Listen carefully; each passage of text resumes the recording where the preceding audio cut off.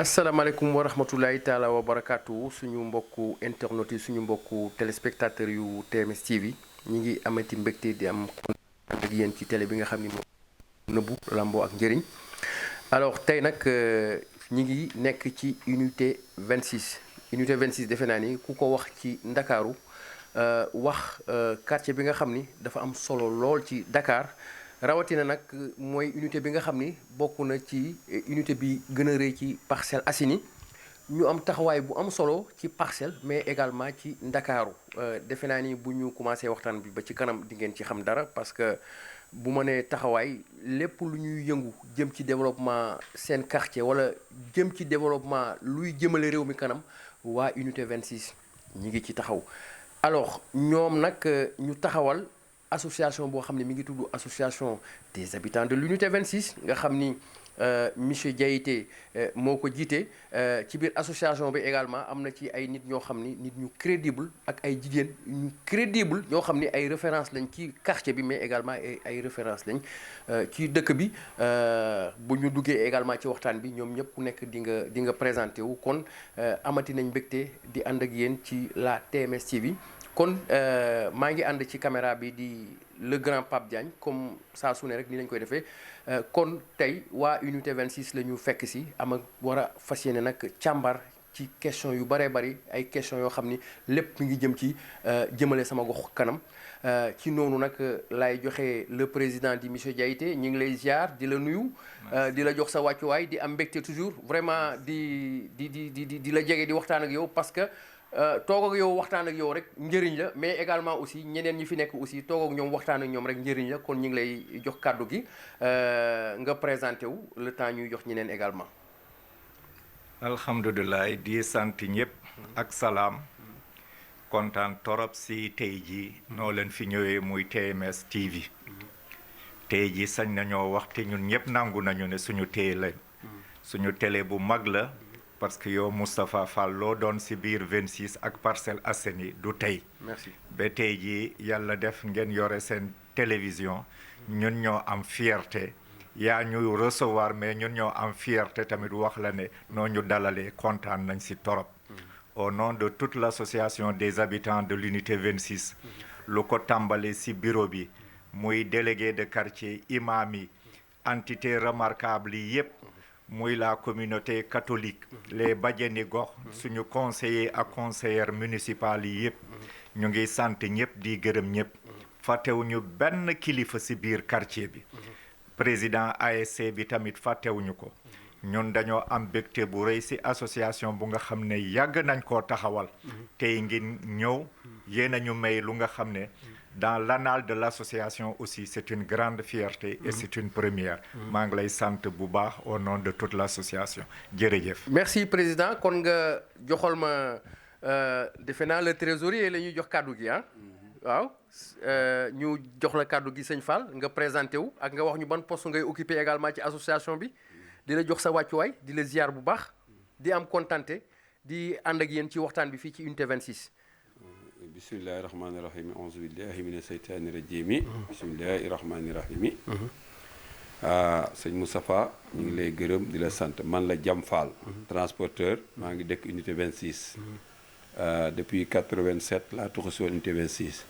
ñu nekk fi nag di jàpp ci unité 26 ci liggéey bi nga xam ne moom lañ fi def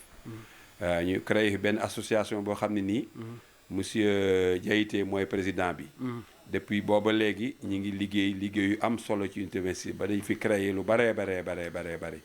pour ne pas guddal comme damay nuyoo rek dama doon présenté wu rek man la Jam Fall man maay trésorier bi nga xam ne nii moo yor lépp luy xaalis boo xam ne nii day dugg ci association bi waa kay Moussa Ba naa jërëjëf sëñ Jam Fall dégg ngeen ko moom mooy le trésorier de l'association kon ñu jox ki ci topp ñu ngi lay ziar di la dalal ci TMS TV ñu bàyyi la nga présenté wu rek. bon salaamaaleykum maa ngi nuyu ñëpp ku ci nekk sa tur ak sa sant góor jigéen mag ndaw di nuyu ki nga xamante ni mooy présentateur émission bi muy Tafa Fall bi nga xam ne tamit suñu dëkkandoo la dëkkin bi tamit nekk dëkkin bu rafet vraiment muy béy waaram tamit ci quartier bi donc Tafa ñu ngi lay nuyu au nom de l'association des habitants de l'unité 26 di la wax ni tamit nga jottali ñu nuyoo bi ci waa TMS TV yëpp di wax ni tamit quartier bi moom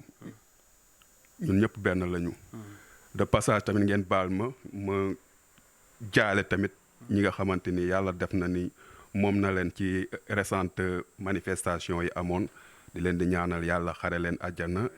li nga xamante ni moo fi nekkoon tamit muy ay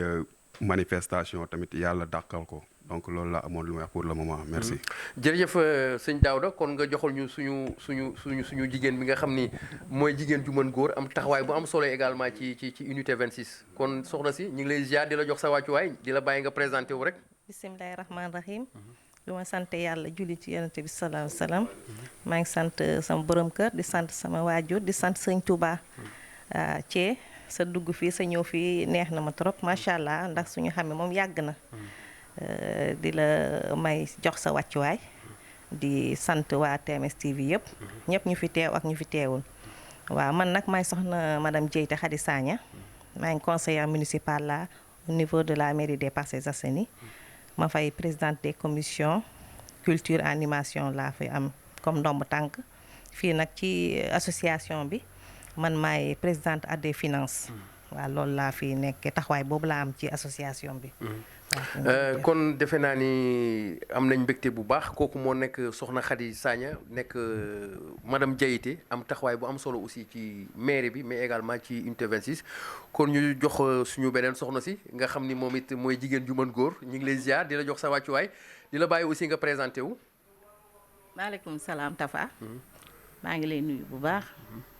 di rafetlu ñëw bi nga ñëw tey déplacé wu ñëw fekk ñu fii ci unité 26. merci ñu ciy am mbégte loolu nag bu baax a baax ndax ñu nag yow ñoo dëkk fii ci unité 26.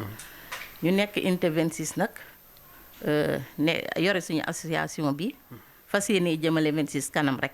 loolu rek moo ñu tax a jóg. parce que fii la ñu dëkk kon nag ñun fii la ñu am. kon sa ñëw tey bii ñoo ngi koy rafetlu bu baax a baax di ci kontaan bu baax comme ni ko président waxe di nuyu ñëpp nag. di rafetlu bu baax a baax jërëjëf. merci kon nga joxal ma kàddu gi président defe naa ci moom lay commencé monsieur Dieyte defe naa ni xam ngeen ko bu baax ci yëngoom ci unité 26 mu am ci nag vraiment taxawaay bu am solo damay wax ni toujours contenté la c'est toujours un plaisir de le côtoyer parce que on attire profit li ñuy wax ci tubaab njëriñ rek ngay jël ci moom kon. président encore ñi ngi amaat contenté di la dalal ci TMS TV ak sa équipe bi nga àndal ngeen di def liggéey bu am solo defe naa ni ñu bari bu ñu demee ba ci kanam daañu copier waa unité 26. alors sama laaj bu ma njëkk mooy ngeen taxawal association des habitants de l'unité 26 ñu bëggoon xam lan moo tax ngeen taxawal association bi. waa sant war nañu surtout ñu ma àndal maa ngi am bégte di leen di remercier muy membre bureau bi. c'est toujours une grande fierté di liggéey ak ñoom parce que lu ñu tënk yàlla def am nañu sax récépissé du ministère de l'Intérieur pour montrer le caractère légal de notre association won ne ñun lépp lu ñuy def dafay manko méngoo ak lu nguur buggu te depuis ñu créé association bi yàgg na def na plus de 30 ans d'activité. Machallah. À son actif beaucoup de réalisations xam naa dinañ si dugg mais lu ñu gën a tënk si taxawal association bi mooy lépp lu nga xam ne dajaloo waa quartier bi ñu nekk ndey bokk ndey ak baay di liggéeyal quartier bi lépp lu nga xam ne loo munti xalaat si lu doomi aadama mun a soxla si biir quartier bi bari na tuuti na mais dañ ko taxawal pour que ñun ñëpp ñu nekk benn di liggéey ci biir quartier bi mu nekk entraide bu baax solidarité bu baax à tous les niveaux xam nañ ne dinañ ci waxtaan lu bari tous les différents secteurs muy éducation muy santé lépp looy munti xalaat lépp lu doomi aadama mun a soxla ci biir quartier bi association bi mu ngi siy yëngatu bi nag dañ siy gërëm toutes les autorités compétentes muy mairie muy autorité étatique yi yépp parce que dañoo nekk ci association boo nga xam ne lu ñu gërëm waa quartier bi du ñu fàtte mukk ñu ñuy jàppale ci bépp fànn et l'objectif de l'association c'est de réunir tous les habitants pour un idéal commun lu nga xam ne ñun ñëpp a ko bokkandoo mun a defandoo liggéey bi ñun ñëpp mu nekk benn ci biir quartier bi. jërëjëf daañu ci dellusiwaat nga joxal ma Daouda kàddu gi rek moom mi nga xam ne mooy SG alors SG alors ngeen taxawal association ñu bëggoon xam but bi lan la maanaam objectif visé de l'association. Bon merci Tafa. Bon maa ngi tudd Daouda Ngom sama présentation sànq dafa xaw a des. nekk chef du bureau courrier archivage et documentation à la mairie des Parcelles Assainies en même temps nekk secrétaire exécutif poste de santé bi. léegi par rapport ak li nga wax ci bio association bi président bi cof na ko léegi sax bii bi mooy maanaam ñi nga xamante ne ñoo bokk benn objectif ñu xool nan lañ leen mën a lëkkalee ensemble pour que ñuy xàcceendoo di dóorandoo. bio association bi tamit dafa laal côté aspect culturel aspect éducation aspect formation aspect environnement ak tamit sanitaire maanaam lépp loo xam ne jàngoro askan bi la rek jàngoro quartier bi la jàngoro unité 26 la association bi da ciy attelé wu pour que le bon cadre de vivre mën a régner au sein de l'association. alors joxal ma sëñ Fall di Jam Fall nga xam ne mooy le trésorier xam nga association moom ku ko taxawal wax ay moyens te xam nga ni gis nañ ay action yu bare yoo xam ne yéen a ngi ko fi def bu ñu gën a dugg ci waxtaan bi sax daañu ci xam dara alors sëñ Fall yow mi nga xam ni yow yaay le trésorier nan ngeen di def ba mbëbët yi ngeen am pour quartier bi ngeen mën a am koppar yi nga xam ni moo ko war a defar. Moustapha jërëjëf ñun association bi ñu ko commencé dañoo fee amoon benn terrain boo xam ne nii moom lañ ñëwoon dañ ko def centre social ci loolu lañ commencé bi ñu commencé ñu ne dañuy def ay carte de membre yoo xam ni pour association bi la carte de membre ñu ngi koy jaayee 5000 francs bu fekkee da nga bokk ci association bi il faut nga jënd benn carte de membre pour 5000 ci foofu lañ commencé di liggéey yàlla dogal ñu dem ba ci biir monsieur le maire ci boppam daan nañu yéen kat HLM Grand Médine ak Damel defar nañu service gardiennage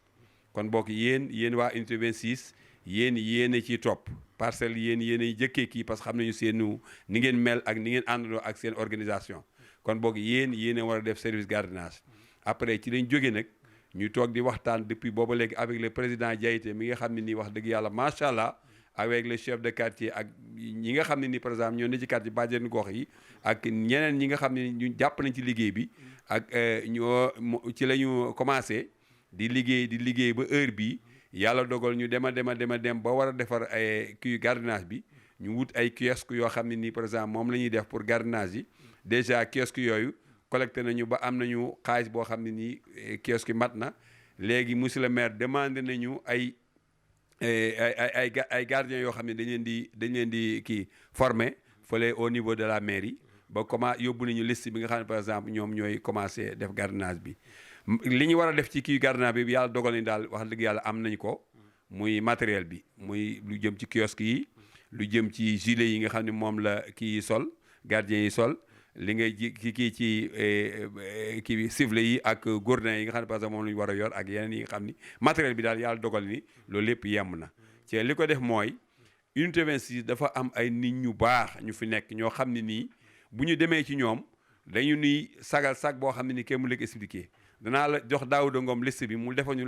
wax la ñi nga xam ne par exemple ñoo participé ci kii bi loo xam ne bokkul ak cotisation yi ci loolu la ñu amee ay fonds maa ngi jox Daouda Ngom comme ça moom dana wax. xam naa ni liste bi dinañ ci ñëw ci kanam. waaw dinañ ci ñëw ci kanam d'accord macha allah loolu am na solo. d'accord merci am na solo kon nga jox madame le maire Khady Sagna alors soxna Khady nga am taxawaay bu am solo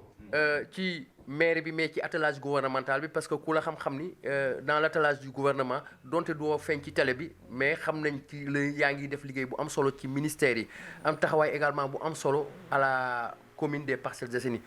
alors li ma la bëggoon laaj mooy lii yëpp nga xam ni mooy seen mbébét donte yéen a ngi ci yoon bi am na lu bëree bëri yéen a ngi ko ci réaliser donte lépp mënagul mot ci saase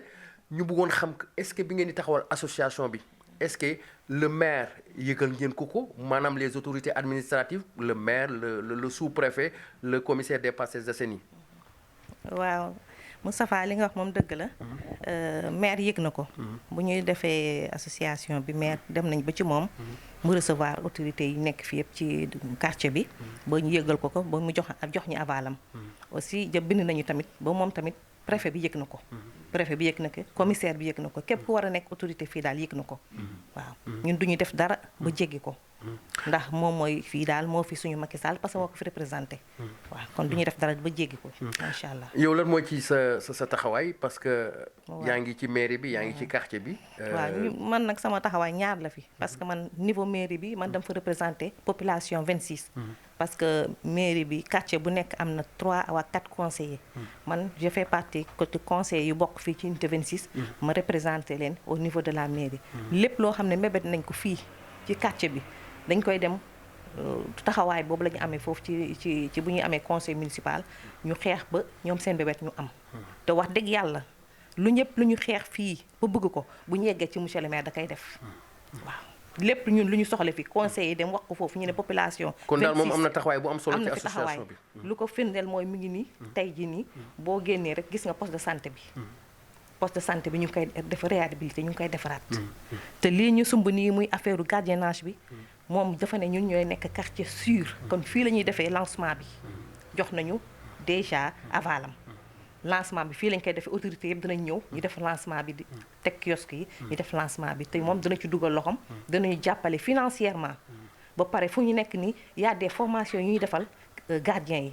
jël nañ leen ñu ngi en formation actuellement te maire moo jël loolu yëpp en charge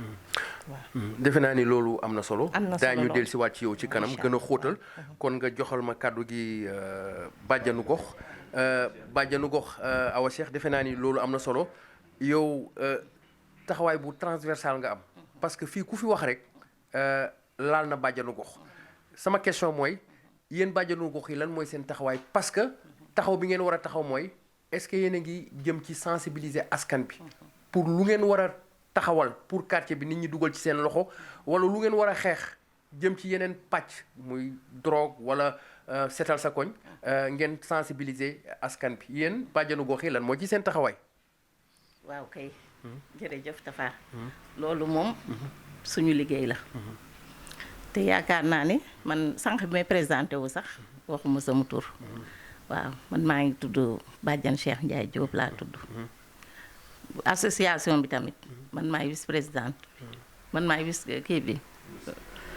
maay adjointe trésorière bi waaw. fii nag ci suñu quartier bii ñun dañ fi nekk ñaari côté yëpp lañ fi nekk dañu bokk ci association ba pare nekk bàjjenu gox en même temps bàjjenu gox googu nag ma am mbégte lool ci laaj bi nga ma laaj ci suñu liggéey ci quartier bi parce que fii ñu nekk ñun ci suñu quartier bi dañ fi taxawaay boo xam ne yaay dañ fi taxawaayu papa dañ fi taxawaayu bàjjen te ku ne xam na ne bàjjen mooy baay waaw fii ci quartier bi ñun ñu ngi ci xale yi ñu violé fii ci quartier bi ñu ngi ci xale yu góor yi nga xam ne fii la ñuy nekk ci mbedd mi di taxawaalu di naan ay café di doxantu yu sew yoo xam ne nii ci affaire drogue la ñuy dox yooyu yëpp ñun dañ ciy dox di leen woo tamit di waxtaan ak ñoom comme seen yaay comme seen bàjjen di leen woo ci suñu biir kër yi di waxtaan ak ñoom bu baax a baax am na ci ay xale yu góor yu bari yoo xam ne fii bañ nañ ko ba tey ji ñoom fu ñu gis dañuy sëgg ci suuf parce que bu ñu gisee rek dootuñu bëggatee def dara parce que ñun sentiment bi ñu am ak ñoom ak li ñuy waxtaan ak ñoom di leen génne ci loolu di leen dugal ci leneen loolu yëpp dafa dem ba dafa am lu mu dox suñu diggante ak ñoom ñuy dox tamit ci affaire solidarité waaw parce que social dañuy dox bu baax ci social parce que ñun da ngay tëdd ba guddi sax nit ñëw fëgg la ne la damaa am malade yoruma dara nga jóg noonu ngay bàyyee sa borom kër ci néeg bi jóg dem ànd ak moom yaay jël sa taxi yaay fay sa xaalis yaay dem jàppale ko ba ak heure bu mu mënte paree nag nga doog a ñibbisiwaat sa kër léeg-léeg xale am problème xale góor yi ëmbal ko walla mu am ak ñoom problème yaayam génne ko nga jël indi soo ko indee tam doo ko bàyyi sa kër dangay toog waxtaan ak moom parce que xale dafa am âge boo xam ne nii dangay waxtaan ak moom suñuy waxtaanee ak ñoom ba pare dañ leen di jéem a delloowaat ca seen kër delloowaat leen ci seen famille jubale leen ak ñoom ba ñu nekkaat bokkaat ci société bi nit ñëpp waaw te lii ma lay wax nii am na sax benn exemple bu ndaw rek bu mu la ci bëgg a may sama doom ji salon bi mu doon liggéeyee temps yee dafa am benn xale bu jigéen boo xam ne nii 25 gii la dëkk xale bu jigéen bi ñëw fa di léttu mu ne moom saa yu léttu ba pare day xeeñ saa yu toogee rek moom day am luy xeeñ ci moom daal xale yi na ko yow looy xeeñ mu ne depuis bi mu amee doom la ko loolu dal bi mu ñëwee mu ne ko yow man sama yaay bàjjenu gox la mu indi ko sama kër léegi bi mu ñëwee dama ko jël yóbbu ko hôpital Ma Abdou ñooñu ne ma kii ba mu accouché dañ koo ñaw yi dagg ba affaire yi nëpp ci biir mu ngi yore benn bébé bu am 3 mois ma ne leen léegi nag ñu ne ma kii ñun duñ ko laal ñu ne ko foo accouché mu ne Nabi Choucair ma yóbbu ko Nabi Choucair bi ma demee Nabi Choucair dañ ma bindal ordonnance 60 000 monsieur le maire Moussa Sy keroog 10 heures si guddi biroom la ma fekk moom moo ma ko jëndal ordonnance boobu moom it ñu ngi koy gërëm bu baax ndax ñun bàjjenu gox yi problème bu ñu am dañuy dem ci maire mu jàppale ñu si surtout ci ordonnance man moom cas bu ma am lu ci bëri su ma mënul jënd ordonnance bi rek ci maire laay dem daf may jëndal ordonnance bi wóor na yàlla question boobu dinañ ci dellusiwaat moo ma ko jëndal xale boobu magam ne moom daf bàyyi na ko ndax da ko doon jàngaloo far loolu dal ko léegi nag ñu demee ba jënd ordonnance bi ba def traitement bi ba xale bi wér tey ma nga ne magam ma nga ko yor am na jëkkër te mu ngi continuer waat njàngam macha allah dañ ci dellusi kon nga joxal ma président kàddu gi alors président gis nañ ngeen defar ay cantines war a def la mise en place d'une commission de sécurité mu nekk lu am solo parce que defe naa ni muy quartier di ab réew bu sécurité amul zéro ñu bëggoon xam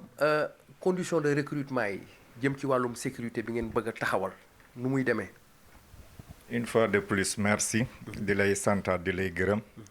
si lu ma mun a yokk si suñu association bi par rapport à nos statuts et surtout le récépissé dañoo nekk association apolitique parce que association apolitique bi loolu moo ñu gën a may doole si quartier bi parce que mbir soo si bokkee ak ñëpp won leen ne ñëpp a si bokk bul féetoo wala ngay def njaxanaay loolu moo tax tout en respectant toutes les autorités lu ko tàmbali maire ba jusqu'au président de la République mais notre première devise c'est la forme bu nga xam ne daal nous sommes apolitiques précision boobu bëggoon naa ko joxe woon parce que c'est une conformité avec notre statut suñu jàllee si loolu par rapport à la sécurité effectivement mbirum sécurité bi damay remercier surtout les membres du bureau ñu fi toog parce que su ma amee ñu may remercier ñoom la su ma jógee ci seen étape trésorier jot na ko wax nous avons eu des individualités fortes dans le quartier ñu nga xam ne ñooñu jox des montants un kiosque minimum ça coûte beaucoup de sous su jege ñul million bari na loolu xaalis la de. et nous avons pu faire 17 kiosque bu nekk mu coûté ñu kiosque bu nekk mu coûté ñu 80 000 francs donc loolu muy presque 350 000 yu ñu décaissé 1 million 350 000 la ñu génne ci kiosque yi. loolu koppar yu bari la. koppar yu bari loolu ay. caaxaan joxe ñu loolu wone na aussi le caractère sérieux de l'association parce que nous avons pu collecter pratiquement tous ces montants en 24 heures ou 48 heures ay nit dañuy dem musuñoo dégg sax association bi mais kàngam yu taxaw si turi association bi si turi 26 ñuy yëkkati seen chèque ay 500 000 francs ay 1 million. parce que xam nañ ne association bu crédible la. loolu maa ngi siy gërëm tous les responsables parce que loolu ce n'est pas donné surtout si jamono Covid bi ñu nekk ni directement si jamono Covid bi nit yi di def yenn intervention yi il faut les remercier. dañ ci ñëw ci kanam. voilà ñi nga xam ni bëgg ngeen vraiment tudd leen te ñu contribuer dinañ ci ñëw ci kanam. voilà loolu moo tax donc le volet si comme yaa ngi si sécurité bi. donc loolu jot nañ koo def kiosque yi ñu ngi.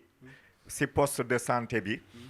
parce que nous sommes en complicité avec tout ce qui est organe ou institution si biir quartier bi donc waa poste de santé bi muy responsable bi en même temps notre secrétaire général adjoint ici présent Daouda Ngom ak responsable poste de santé bi madame Sow dañ leen di gërëm parce que c'est pratiquement notre siège aussi dañuy yombal lu bëri donc ñu ngi leen si sant donc kiosque yi yëpp fa lañ ko sécuriser mu ngi si biir poste de santé bi mais en plus de cela nous avons pu élaborer une liste bu nga xam ne de 17 agents parce que si concertation yu ñu jot a am avec monsieur le maire plus de 2 concertations plus de 3 réunions yu nga xam ne rien que pour la sécurité du quartier ñuy rafetlu idée yu baax yu ñu maire di jox avec les différents responsables du quartier léegi depuis ñu am loolu nous avons aussi des gardiens ñu nga xam ne ñëpp xam nañu ne yàgg nañu ci biir quartier bi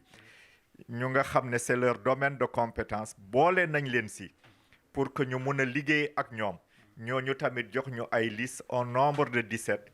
maire ci boppam moo ñu oolu semaine passée pour que ñu jox ko liste bi jox nañ ko liste bi depuis ñu jox ko liste bi au jour où nous parlons à l'heure actuelle ces agents sont en formation à la mairie ñu ngi comme tàmbale nañu formation bi avec GIGN pour montrer le caractère très sérieux gendarmerie moo leen di former jamono ñu toll par lu nga xam ne monsieur le maire moo ñu ko may. macha allah defe naa ni loolu leer na daañu ci ñëwaat léegi joxal ma trésorier alors trésorier defe naa dégg nga président kaddu yu mu wax mu nekk kaddu yu am solo. mais lépp rek day wëlbatiku jëm ci yow. mi nga xam ni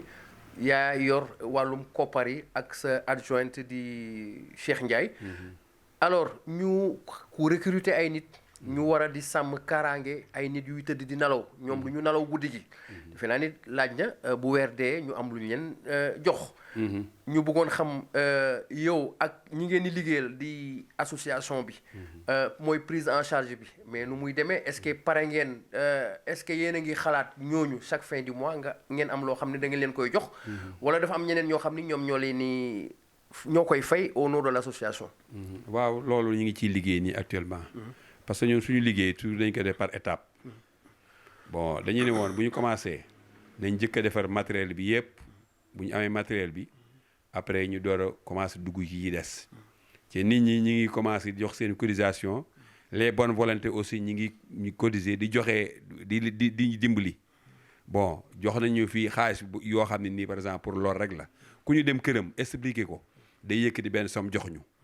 ci ñi nga xam ne par exemple ñu dëkk ci quartier bi.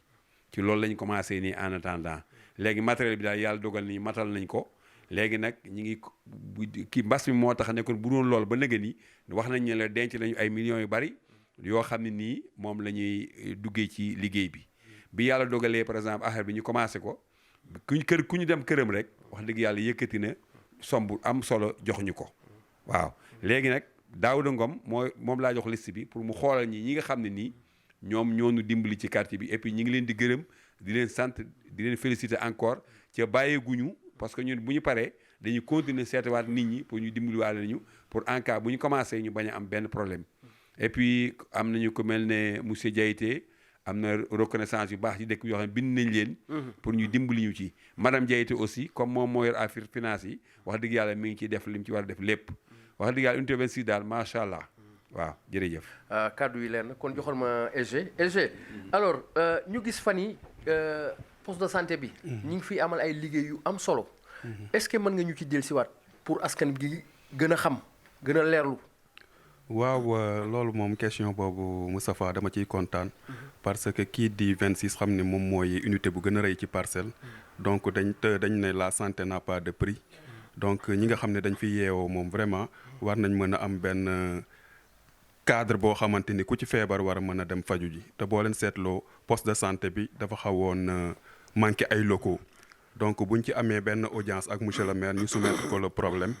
après ci la ñu ne léegi dans le cadre du PACASEN dañu fexe pour dugal projet boobu pour la réhabilitation du poste de santé yàlla def tamit projet bi antu fii mu nekk nii mu war a réhabiliter toutes les postes de santé des Parcelles Assainies mais actuellement ni unité 26 la ñu démarré donc loolu tamit nekk un acquis considérable nga xam ni tamit association bi tamit en tant que tel joué na ci rôle bu am solo parce que audience yu ñu am ak monsieur le maire tout le temps dañ koy rappeler won ko ni que structure publique yi nekk au niveau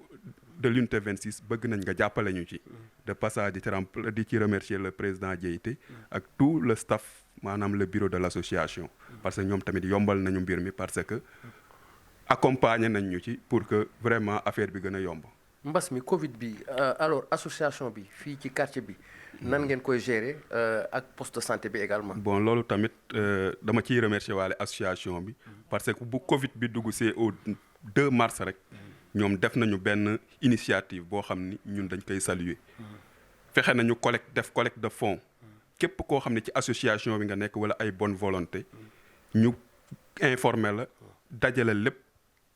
xool nan la ñuy mën a apporter un appui considérable au poste de santé à savoir ay détergents masques gel hydroalcoolique et j'en passe donc loolu tamit association bi def na ko te yemul ci loolu dafa ne comme unité 26 am na ay daara yu fi nekk te période du Covid bi daara yi dañ leen tere woon pour ñu fonctionner parce que dañuy bañ rassemblement beeg ñu xale yi di dajaloowe ñu fexe nan la ñuy def pour mën a jàppale maître coranique yi nga xam ne ñoom ñoo doon yor école yooyu ci daara yi ñu def tamit benn collecte jënd ceeb distribuer ko les daara donc association bi tamit gàcce nga la vraiment. alors bëgg naa nga joxal ma bàjjanu gox mais joxal ma madame le maire parce que point bi nga nekk dama bëgg après ñu gën ci yaatal parce que bàjjanu gox yi aussi dañ ci am taxawaay mais joxal ma madame le maire alors madame le maire dégg nga li ñu jot a expliquer defe naa ni li ñu fi jot a wax ku ko wax te waxuloo taxawaayu maire bi aussi day poser problème mooy est-ce que lii ngeen sumb nekk ci mu nekk lu am solo est-ce que mairie bi am ngeen partenariat wala yéen a ngi xalaat envisager am benn partenariat ak mairie bi. waaw partenariat ak mairie bi ñu ngi ko soog a waxtaane ci réunion bi ñu mujj dem ni partenariat bi dañ ko viser ci liggéey bi nga xam ne moo dem ci quartier sûr foofu la ñu amee partenariat mais si affaire Covid bi amuñu partenariat boobu mairie bi dafa def wàllam ci liggéey mooy yóbbu na saabu yóbbu na ay ceeb yóbbu na ay détergent ci école yi ci daara yi ci ay yenn maison yoo xam ne ñooñu dañu amul moyen def na ko ñun tam suñu wàll def nañ ko fii nga xam ne mooy suñu quartier comme ni ko mu tëddee te secrétaire général ci waxee donc loolu def nañ ko mais lu ñu defee partenariat dans le cadre de l'association quoi kii rek la ñu am quartier sud bi daal là on va signer un partenariat mais yéen a ngi waxtaan ak le maire on en a déjà parlé donc moom d'accord na waaw d'accord na pour ñu di am partenariat boobu soo gisee mu d'accord parce que dafa am loo xam ne bu ñu koy liggéey ñun mënuñu fa yegg comme ni ñu ko waxee tey bu ñu ne gardiennage soxla nañu tamit commissariat mu gunge ñu. mu accompagner leen. mu accompagner mairie bi tam daf ñuy accompagner. parce que mairie bi moom moo ñu jox oto. ba nga xam ne ku ñu jàpp ci oto boobu lañ koy dugal mun ko yóbbu ci commissaire bi xam ne ñii am nañ association ba xam ne c'est reconnu ñoom ñu def ci seen liggéey. donc foofu la ñuy amee partenariat ak maire. boole ko tamit danañu jàppale ci fay bi. danañu jàppale ci fay agent la question de l'emploi. dinañ ci ñëw ci kanam. voilà dinañ ci jàppale. parce que tamit ñun duñu mën a gàddu lépp. parce que fukk ak nit ak juróom-ñaar. ci gardiennage ça faut des millions donc il faut que mairie bi dugal ci loxoom. te loolu d'accord na déjà pour def si li nga xam ne mooy wàllam. jërëjëf madame le maire. alors de passage maa ngi nuyu monsieur le commissaire Thierno Diop nga xam ni sama xarit la mi ngi def liggéey bu am solo ci Parcelles Assainies alors ma kii bàjjanu gox alors dégg nga li Daouda wax jëm ci gestion Covid bi mooy le coronavirus pandémie bi nga xam ni moo lëmbee àdduna alors yow bàjjanu gox nga mais yaa ngi ci biir association bi donc association bi lan mooy taxawaayam ci wàllum Covid bi surtout nag ci wàllum sensibilisation. metti lool. metti woon loolu nag si ñun ñii waaw. parce que ku nekk xam na ne. feebar bi fépp la laaloon. dafa laal ci économique. laal ci fu ne daal métti woon na daal bool bu ne la laal. bool bu ne la laal. waaw ñun nag loolu moo doonoon nag suñu priorité. ñu jóg nag. dugg ci quartier bi. di seet ñi nga xam ne nii. néew nañu doole mënuñu. amuñu. am na solo leen jàppale. waaw. di seet tamit yi nga xam ne nii bëgg nañoo ñaan te rus nañoo ñaan parce que gis xam nga boo nee bàjjanu gox rek mooy ki nga xam ne kii nit ñi dañ ko wóolu di ko wax seen secret ki nga xam ne nit ñi wóolu nañ la mën laa wax ndànk seen secret mu yéen ci yéen te nga lijjantil ko loolu mooy bàjjanu gox ñun nag yàlla def na fii li ñu yàlla mayee chance am nañ fii ñeenti bàjjanu gox fii ci unité 26 man mii bàjjan Cheikh Ndiaye bàjjan gox laa bàjjan Lison Gueye bàjjan Nogoy Seck ak bàjjan Dabu Puy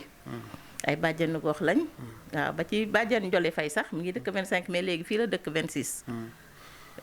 kon ñun ñoo ngi ci unité bi suñu taxawaay nag ci unité bi mooy jàppale waa quartier bi Covid bi daaw de comme ni mu ko waxee rek ñun tamit dañu dugg ci quartier bi jàppale leen di leen sensibiliser nag keroog bañ leen rester chez vous keroog ñun sa la ñu gënee jóg ndax quartier bi la ñu am. chez vous moom dafa métti. waaw ñun nag keroog la ñu jóg gën a jóg. dafa laaj ay moyens de. moo ngi noonu amuñu woon nag benn moyen. ñun ñii bàjjanu gox ba ñuy jóg amuñu benn moyen masque sax joxuñu ko pour ñu takk ko ñoo jëndal suñu bopp ay masque ñoo yoral suñu bopp ay gel dugg ci quartier yi. dugg ci suñu unité bii di sensibiliser nit ñi di sensibiliser xale yi di leen toppatoo ndax temps yooyu tamit metti woon na. ndax dañ doon def jaboot yi dañ doon wax ne dañuy ragale ci yóbbu seen doom yi ndaw yi bébé yi pour ñu ñàkku ji loolu yëpp dañ ko doon xeex ak ñoom parce que ñàkk yooyu xale yi di ñàkku tam dafa am solo te bëgguñu woon ñu tardé seen rendez-vous yi ñu nekk ci loolu di yóbbu xale yi ndaw yi ñuy dem di ñàkku ji nekk ci jàppale leen tamit ci lépp loo xam ne lii bëgg nañ koo yóotu te rus nañ koo laaj ñun ñooy nekk seen diggante population bi di leen ci dimbali rawatina nag association bi nga xam ne dara taxul leen jóg lu dul jàppale unité 26 ñun lépp fépp fu ñu dem am fa problème su duggee ci toq noppu président loolu faju na ci kàntanu yàlla ñu ko ci santaat bu baax nag di sant association bi yépp parce que ñun 26 fii benn lañ lépp loo xam ne lii muy taq na ci nit muy lu neex muy naqari ñëpp ñoo jógandoo te ñëpp ñoo ciy jàpp waaw macha allah am na solo président Diaité alors Parcelles Assainies rawatina unité 26 ñu gis ni dañuy faral di jànkoonteeg problème mu ndox muy tar lool jamono yële ci ginnaaw mu mel ni mbir mi saafara na ñu bëggoon xam rek fu ngeen toll ci ndox mi saafara boobu dafa continuer wala mbir mi dafa xaw a kalewaat. di santaat fii moom dinaa remercier surtout. ak si loo jot a wax sax directement sur le partenariat avec la mairie. parce que daf koy rejoindre. di wone ne vraiment avec le maire la municipalité les conseillers municipaux. ñun association des habitants de l'unité 26 ñu ngi remercier véritablement l'institution municipale. muy la mairie. muy la mairie. parce que nous avons un partenariat très fort. même si c'est pas formel comme nuñ ko war a defa avec le gardiennage. mais amul lu nga xam ne yëkkati nañ ko te mairie yëg ko. monsieur le maire jógul du yónnee moom si boppam mooy ñëw directement. si moom c'est un travailleur moom. liggéeykat la moom. donc monsieur le maire si boppam mooy jóg. ñëw parce que pour preuve. ñun 26. comme je ne cesse de le dire nous sommes une association apolitique. mais une association reconnaissante des œuvres faites par toute institution. képp ku ñu defal ñun dinañ ko reconnaître dinañ ko wax. c'est à ce titre que je dis que même le Clean Day balaa may dem ci sa question bi dans toutes les Parcelles Assainies le Clean Day la journée du nettoiement le set setal c'est l'unité 26 qui a été choisie. ce sont des références ça. donc 26 ñun am nañu lu rëy. nit ki tamit nag suñu lay tànnal di lay boole ci ñuy rëy da ngaa war a sant tamit. donc loolu moo tax je ne cesse de remercier l'institution municipale je ne cesse de dire monsieur le maire. donc par rapport loo jot a wax ni affaire ndox mi suñ ci jógee directement. effectivement ñëpp xam nañu l'investissement de milliards fait bu nga xam ne état bi ci boppam moo ko njëkk a def. l'État a beaucoup investi 1 milliard.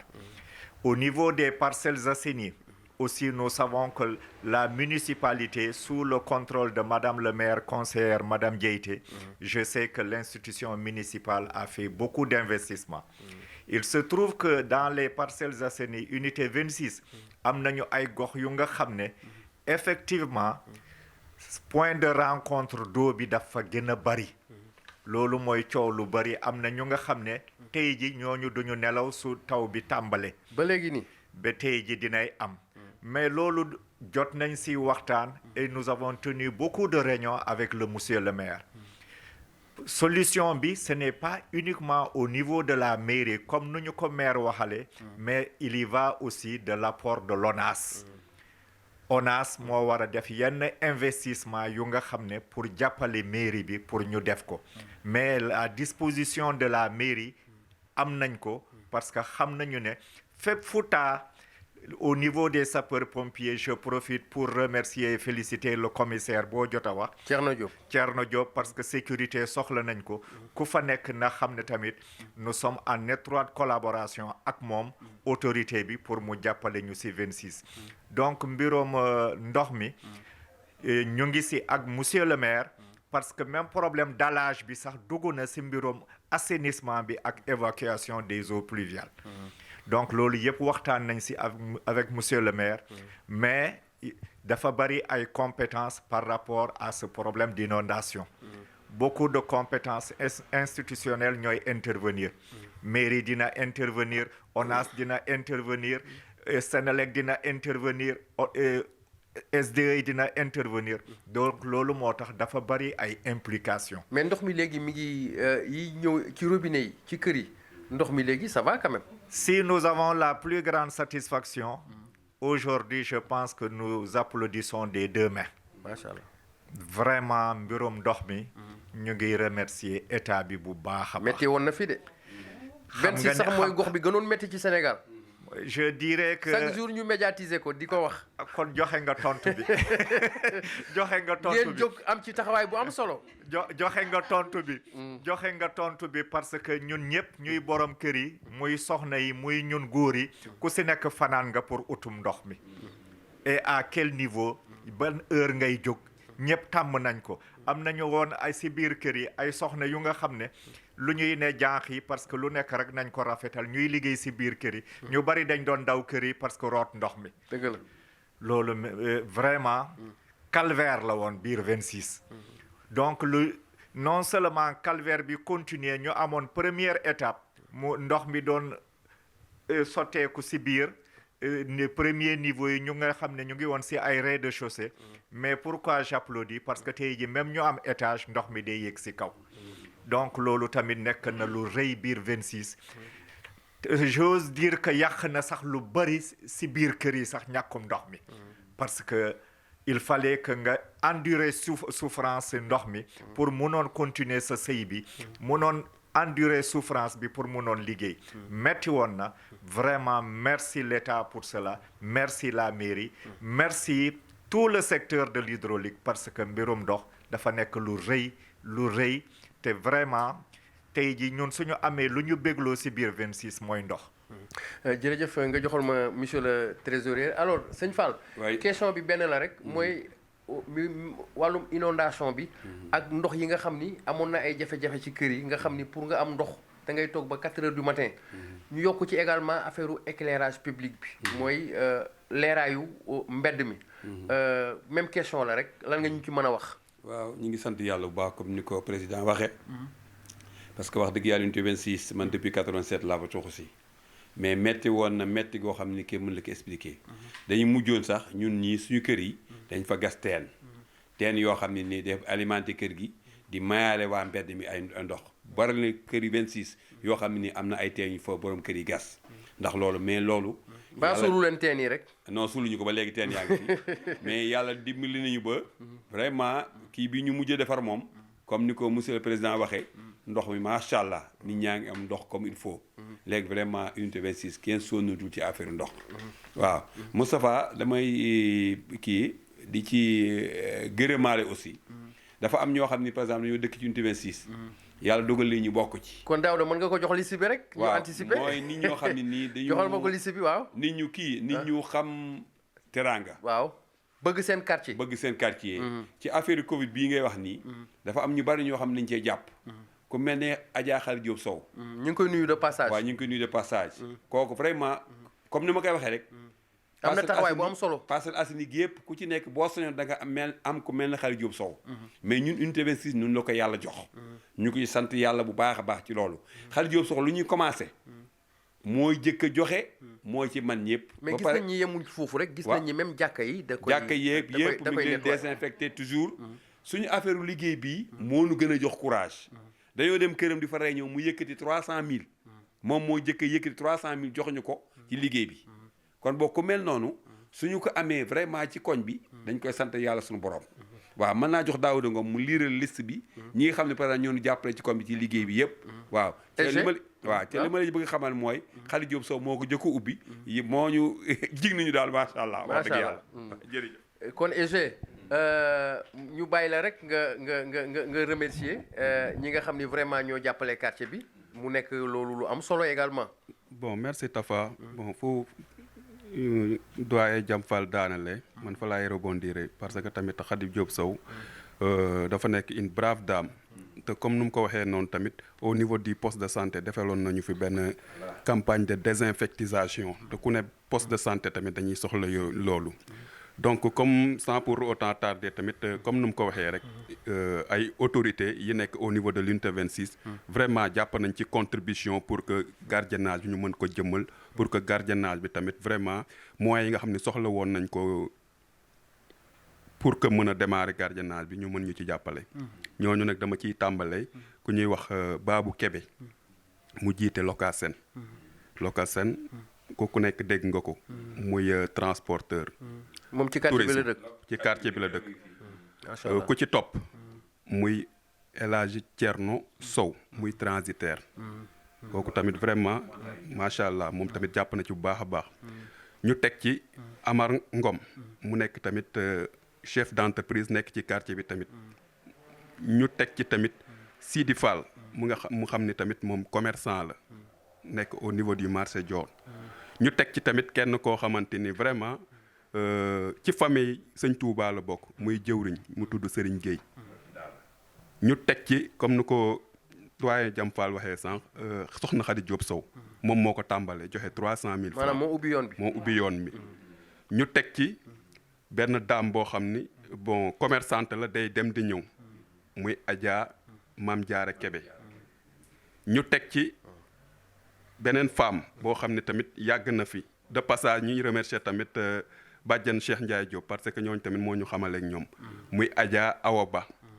ñu teg ci keneen koo xamante tamit Adja Asmaaw Touré lañ koy wax donc mu nekk ay dames yoo xamante ni tamit ñoom jàpp nañ ci présidente Khady Sagna tamit ñu ngi koy remercier parce que ñi doon dem